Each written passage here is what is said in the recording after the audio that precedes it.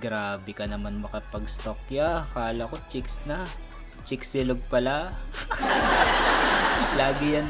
Lagi ko nakikita yan sa profile ko kung sino yan. Yun pala yung mga kalaban namin. Papatalo na sana ako eh. Kaso nakita ako sa teams, lalaki pala. Putya, bigyan natin kaagad to nang di makatulog gabi-gabi. Let's go. So dito, kitang-kita pinurse pick nila yung Beleric. Malamang meta yan. Pucha, pero ilang beses ko nang kinalaban yan, plus best pick ko pa. Putik kayo mga bata. Napanood ko na yan. Kakountering ko yung Beleric. Tingnan natin. Nasa akin ngayon ang comfort pick ko na si Paramis. Lakas mo yan. Hindi mo binan yung hero ko. Comfort pick ko pa naman to. Teka, baka kilala mo lang ako pero lagi kang nanonood pero hindi ka pala nakapollow sa page. I-follow mo na. Isa lang eh. Ayaw pa. So ayun, nandito na tayo sa Game 2 ng Darkhawk versus Whitelist International Best 5 Esports Fest sa trabaho namin, MLBB. Big mana! Ayun na nga. So dito guys, strong pa rin ang role ko. Pero this time, nako, nagamit ko na po ang comfort pick ko. Sino? Malamang Paramis boss. Alam na ang sasapitin agad ng mga kalaban kong mga tukmol. Pighati sa dulo. Good luck guys.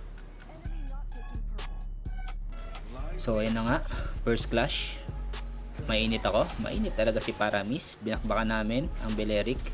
Medyo lumalamang-lamang sila. Level 4 na yung core namin. Nabigyan ng Beleric pre. So lamang po kami. Nasa amin ang unang dugo.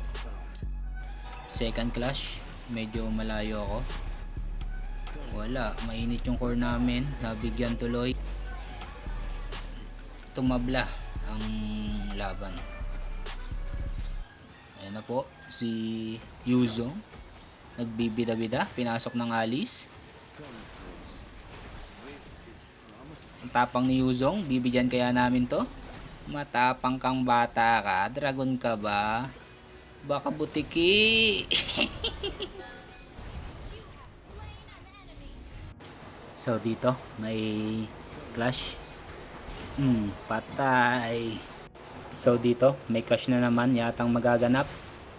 Ayan na po. Pinasok na po ni Alice. Pinurse killan. Sinecond skillan si Yuzong. Nag-last kill ako. Ito na naman po si Butike. Aboy, inahabol mo ako. Ba't gustong gusto mo ako?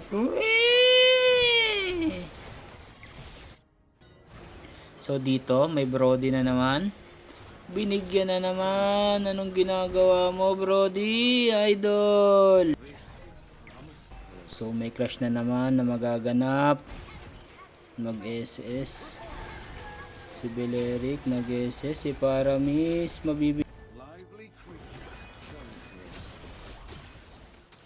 bigyan ako ni Brody. Aray mo pakak. Nakaisa ang MM. Next clash. Nilikuran ako. Ayun, nalikuran ako. Bossing. So dito may clash na naman. Habol tayo sa Lord. Alice patay kay Roger. Alpha gumagawa ng pangarap. Nag-SS. Nakuha ni Alpha and Lord. Nag-SS si Paramis. Double kill. Aray mo papalag po tayo dyan pre. Yuzong inahabol ako. Dudura si Paramis. Pakak. Nakabawi. Nakabawi si Yuzong na butike. So game. Ayun na po si Beleric. Nagkamali yata ng dinaanan. Hindi kita papabalikin sa base. Nag-SS si Beleric. Tiklo. Pang makunat. Saan yung kunat mo, idol? Wala na kayo. Hindi na kayo makakatulog mamayang gabi. So Brody, nakita namin sa taas. Tiklop, pumbugok.